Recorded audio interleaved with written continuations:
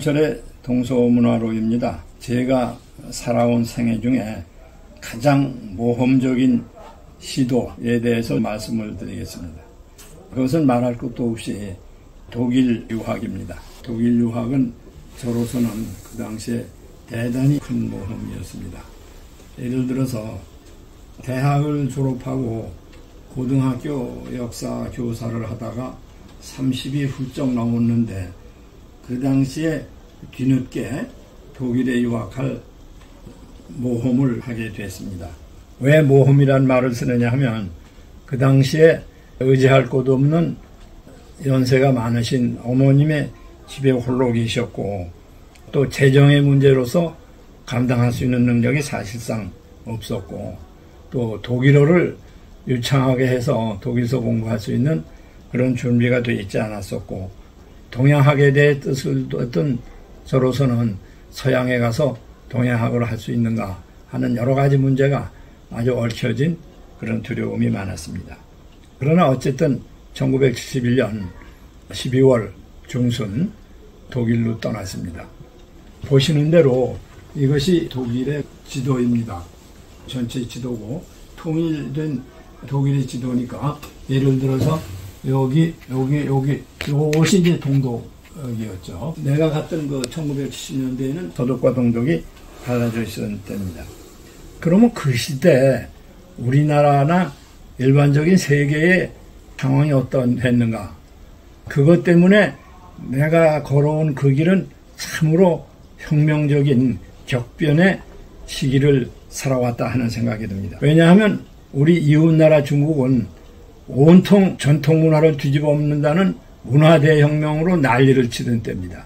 66년에 일어난 문화대혁명이 1975년까지 10년을 갔으니까 그 문화대혁명의 중심이었죠. 우리는 남북관계나 특히 사회주의 관계로 해서 중국과는 아주 이념적으로나 정치적으로 대립됐을 때입니다. 그 당시 독일은 우리와 마찬가지로 우리와 같은 해 1945년에 2차 세계대전이 끝나면서 분단이 됐습니다. 우리는 남북으로 됐지만은 독일은 동서독으로 됐죠. 1963년에 우리나라에서는 독일의 광부가 파견됐습니다. 이어서 간호원을 파견하기 시작했고 그리고 1964년에 박 대통령이 서독을 방문했다 하는 것은 우리 국민들이 매스컴을 통해서 많이 잘 알고 있습니다. 독일에서는 그 당시에 동베를린 공작단 사건이라는 간첩단 사건이 있었습니다. 그래서 독일에 가는 학생이나 사람들을 굉장히 주의 깊게 보았고 또 가기가 쉽지 않은 그런 때였습니다. 또 우리 한국의 실정으로 보면 박정희 대통령 시절에 새마을운동이 아주 적극적으로 그래서 우리가 경제 강국을 만드는 그런 새마을 사업 추진 중에 있었고 독일은 2차 세계대전 후에 경제가 대단히 발전해서 우리가 이른바 라인강의 기적이라고 하는 독일의 경제 발전입니다. 여기 보시는 이 강들이 라인강입니다. 이렇게 흘러서 쪽으로. 이 지역이 독일의 제일 공업지대 보시다시피 도시들이 집중되어 있지 않습니까? 그래서 이것을 라인강의 기적이라고 하던 시대였습니다. 우리는 한강의 기적을 시작하던 때였지만은 독일은 라인강의 기적을 이루었던 그런 시대입니다. 여기 보시는 이것이 독일 국기입니다. 검은빛, 붉은빛, 노란빛 색깔입니다. 동독은 거기에다가 보리지삭이나 망치 같은 것을 그려놨었습니다. 유럽은 그때 1955년에 영국은 조금 늦었지만은 프랑스, 독일, 이태리가 중심이 돼서 유럽 경제 공동시장을 만들었습니다. EC라고 합니다. 그것이 오늘날 EU, 유럽연합으로 발전이 돼서 처음에는 6개국으로 출발했는데 지금은 30개국 이상으로 그 당시는 생각도 못했던 동유럽도 전부 포함이 됐습니다. 그 당시는 물론 서독까지만 하고 동독도 포함이 안 됐을 때죠. 저는 그 당시에 말씀드린 대로 1971년 12월 아마 15일쯤 되는데 독일로 출발을 했습니다. 우리나라는 그때 비행기가 없습니다. 공항도 김포공항입니다. 그래서 네덜란드의 전세기 KLM이라는 전세기를 타고 가는데 그 비행기가 홍콩을 거쳐서 듀바이를 거쳐서 로마를 거쳐서 네덜란드의 암스테르담으로 해서 들어가는데 사흘을 갑니다. 그런데 사흘을 가는데 그때 안개가 끼어서 사흘도 더 걸리고 도착할 예정 시간보다도 하루 반을 더 늦게 독일에 가게 됩니다. 처음에 홍콩을 갔는데 홍콩에서 내려서 시간이 좀 남아서 같이 가던 사람들하고 빅토리아 피크에 올라가서 홍콩을 내려다봤습니다. 우리가 역사적으로 홍콩을 얘기했지만 홍콩을 내려다본 것도 처음이죠. 여기서 한 가지 말씀드린다면 홍콩은 1842년 난징조약, 남경조약, 아편전쟁으로 해서 홍콩 섬이 영국에 빼앗깁니다. 이제. 그런데 영국은 그 홍콩 섬만은 가지고 안 되고 그 북쪽의 바닷가까지도 차지해야 되겠다. 그게 구룡반도입니다. 훌론이라고 합니다. 거기를 차지하고 나서 그래도 땅이 좁으니까 그 북쪽을 더 달라. 그것이 신계라고 합니다. 영어로 뉴테리토리라고 하는데 그래서 그 신계를 받을 때가 1898년입니다. 그때인 조약을 맺기를 99년을 조차한다. 그 99년이 바로 1997년이 된 겁니다. 그래서 그때 홍콩 반환이 그 시기에 이루어지는 겁니다. 세 단계에 거쳐서 홍콩을 넓혀서 영국이 사실 뺏어간 거죠. 그리고 이제 1997년 155년 만에 홍콩을 돌려주는 겁니다. 그래서 아까 말씀드린 대로 독일에 이제 도착을 했습니다. 제가 간 대학은 바덴-위텐베르크라고 이쪽입니다. 독일로 본다면 아주 남쪽, 서남쪽 조그만 도시에 있는 하이델베르크. 하이델베르크 대학은 도시는 인구가 대개 13만 정도 되는 작은 도시인데 1386년에 세워진 학교이기 때문에 독일에서 제일 오래된 대학입니다. 최고의 대학. 1386년이라고 하면 1392년에 조선 왕조가 섰으니까 조선 왕조보다도 빨랐던 대학이죠. 지금 640년 정도 된 학교입니다. 보시는 이 사진은 건물은 나중에 됐지만 당시에 온 대학입니다. 이 하얀 빛깔이 나는 이것이 구대학이라고 해서 지금 총장실이라든지 행정실이 있는데 그러니까 대학에 말하자면 발생지죠. 이제 여기 1389년 1986년이죠. 그냥 600년의 역사다. 그래가지고 600주년을 이제 기념하는 그런 그 사진들입니다. 이 지역은 아주 아름답고 양쪽에 한 500~600m 산이 있는데 그 산에 협곡, 아주 좁은 계곡에 라인강의 지류인 네카강이 흐르고 있습니다. 이 네카강변에 좁게 이루어진 도시가 있는데 그 도시에 있는 대학입니다. 우리가 현재 대학을 보면 건물이 웅장하고 대단히 그 광범한 지역을 가지고 있지만은 이 대학은 그렇지 못하고 여기저기 학과들이 떨어져서 어느 과가 어디 있는지도 잘 모를 정도로 떨어져서 그냥 도시 전체가 대학 같고 대학이 도시 같고 그냥 한꺼번에 있는 그런 대학입니다. 여기에 있는 대학은 여기 라인강의 지류라고 말씀드렸는데 라인강 이쪽에서 상류로 조금 올라가면 여기서 호모 하이델베르크라고 30만 년 전에 고생 인류가 거기서 태어났다는 그런 역사적인 곳이기도 합니다.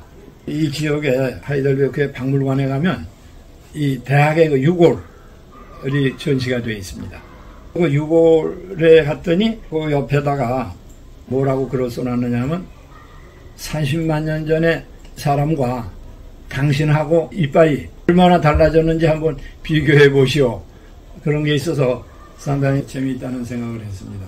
또 하나는 그 시대별로 인류가 쓰던 물건을 쭉 전시를 했는데 거기에 몇 년 되는 뭐를 했는데 20세기는 놀랍게도 코카콜라 병뚜껑하고 탄피였습니다. 20세기에는 코카콜라를 많이 마시고 전쟁을 했다 하는 것이 상당히 우스운 얘기 같지만은 또 사실 맞는 얘기도 하고 그런 대학입니다. 이 도시에는 그 유럽 전체에서 아주 명성이라고 해서 사람들이 굉장히 많이 찾아와서 길거리를 가면 세계 각국의 언어가 들릴 정도로 사람들도 많고 다양합니다. 우리가 여러 가지 적이 있지만은 중세에 부서진 큰 성, 물론 전쟁도 했지만은 또 벼락을 맞았다고 하는 그런 성입니다. 오래된 이 다리, 그 다음에 그 도시 자체가 중세 도시인데 거기에는 건물이 망가지면 그거를 때려 부시는 게 아니라 지붕과 벽은 그대로 두고 내부만 고칩니다. 그러니까 지붕의 모습이나 벽의 색깔이나 하는 거는 그대로 가기 때문에 아무리 시대가 흘러도 중세의 그 모습이 그대로 있고 골목이 그대로 있기 때문에 전혀 변화가 없습니다. 우리가 갔을 때는 그 길이 전차가 다녔습니다. 전차가 다니는데 좁은 데 가면 두 선이 못 가기 때문에 한 선이 합치기도 하고 그랬는데 몇 년이 지나니까 그것도 차가 다니면 안 되겠다. 그래서 전차길을 다 없애고 그냥 보행자의 길로 해서 지금은 그냥 보행자만 걸어다니는 길로 한 2km쯤 되는 그 고도시가 보행자로 길로 되어 있고 가운데쯤에 있는 게 대학이죠. 세계적으로도 상당히 오래된 대학입니다. 물론 유럽의 대학으로서는 영국이라든지 프랑스보다 좀 늦었고 독일어권에서는 비엔나의 대학, 체코스로바키아의 프라하 대학이 빨랐는데 그 대학들은 오늘날의 아마 대학은 거의 아니고 오늘날 대학으로서 그대로 유지되는 곳은 하이델베르크 대륙에 있어서는 그쪽입니다. 처음에 가서 무슨 얘기지만은 그 아름다운 성 밑에 전차 종점 있는데 기숙사에 있었는데 그 기숙사는 옐리네 하우스라고 해서 여학생 기숙사입니다. 여학생만 사는 기숙사인데 우리는 부부가 갔기 때문에 어떻게 용케 그 여학생 기숙사의 맨 위층에 있어서 오는 여학생들이 깜짝 놀래가지고 너희가 어떻게 여기 사냐고 그래서 웃고 있어서 3년을 살았던 기억이 납니다. 그런데 다행스러운 것은 바로 기숙사 옆에 내가 전공한 중국 학과가 있었기 때문에 바로 집 옆에 학과가 있었던 그런 좋은 점도 있었습니다. 사실 말씀드린 대로 여러 가지 조건이 맞지 않고 상황이 어려웠는데 독일에 가서 공부를 했다. 그중에 정말 일반 분들이 이해하기 힘든 게 어떻게 동양학을 독일에 가서 했는가 하는 문제입니다. 그거에 대해서 조금 말씀을 드리겠습니다. 한국을 떠날 때 헨리 키신저가 중국에 가서 핑퐁 외교라고 했습니다. 그 탁구 외교. 그 탁구를 가지고 미국과 중국이 접촉하기 시작한 겁니다. 그때 아니 꽉 막혀 있었죠. 공산국가하고. 그래서 그 다음에 닉슨이 중국을 가면서 미중 수교가 이루어지고 그 다음에 동서냉전이 이제 무너지거든요. 내가 가려고 그럴 때가 바로 그때였습니다. 물론 문화대혁명이 아직 진행 중에 있었지만은 그 변화의 물결을 서양에 가서 이제 만나게 되는 거죠. 서양에 가보니까 그 당시 독일에 있어서는 동서독이 분단되어 있지 않습니까? 동서독이 분단되어 있는데 지금까지 그 아데나우의 기독교 민주당이 정권을 잡고 있었는데 그 당시에 빌리 브란트 사회민주당이 정권을 잡기 시작했습니다. 자민당하고 연장을 해가지고. 그리고 빌리 브란트는 우리가 알다시피 폴란드에 가서 그 유태인 수용소 앞에서 무릎을 꿇고 사죄를 함으로써 동서양의 교류의 물꼬를 트는데 아주 중요한 역할을 했고 그로 해서 노벨상을 받았고 또 그것 때문에 동서독 기본조약이 체결이 됐고 사실은 동서독의 통일의 시초가 된 거죠.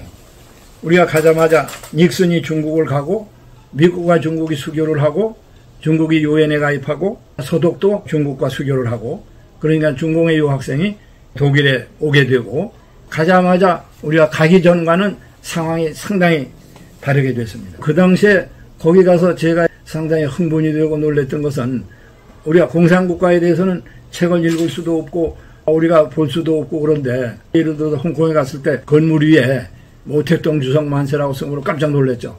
모택동 얘기를 감히 우리나라에서 할 수가 없는데 쳐다봐도 괜찮은가 하는 생각도 할 정도였어요. 여기 갔더니 중국 학과에 가보니까 그냥 중국의 서적들이 쏟아져 들어오기 시작해서 아주 신기롭기도 하고 중국의 상황을 알 수가 있었습니다. 그리고 길거리 책방에 가보니까 중국의 책들이 쏟아져 들어오기 시작하고 또 독일 학생들이 모택동 피켓을 들고 데모를 하고 다니고 그러는 걸 보면서 사실 갈 때 고민을 했습니다. 뭐를 전공할 거냐. 법학을 할 건가. 의학을 하라고 그러는 사람도 있었고 심지어 고등학교 때 산림고등학교 나왔으니 임학을 하는 게 어떤가 하는 생각도 했었고 서양에 갔으니 서양사를 하는 게 가장 좋지 않겠느냐 하는 생각도 했었고 여러 가지 고민을 하다가 상황이 이렇게 바뀌고 세계와 동서가 지금 화해가 되고 또 독일에서 그 중국의 열기와 뿜이 굉장히 일어나는 걸 보면서 원래 생각한 대로 그대로 중국을 해야 되겠다. 그래서 전공을 중국으로 굳히게 됩니다. 독일에 있어서는 주전공을 하나 하고 부전공을 둘을 해야 되는데 주전공을 독일로 중국 사상사 쪽으로 정했고 부전공은 아무래도 독일에 와 있으니까 독일의 역사는 해야 되지 않겠는가. 그래서 독일 근세사를 하겠고 그 다음에 중국과 관계된 또 하나의 부전공을 해야 될 것 같아서 동남아시아의 베트남사를 해서 이 세 과목의 결합이 제가 석사와 박사를 하는 데 있어서 과정입니다. 끝으로 한 가지 말씀만 드릴 것은 거기 중국 학과에 가서 저의 지도 교수로 만나서 이제 박사학위까지 지도를 받았던 분은 균터 대봉이라는 교수님입니다.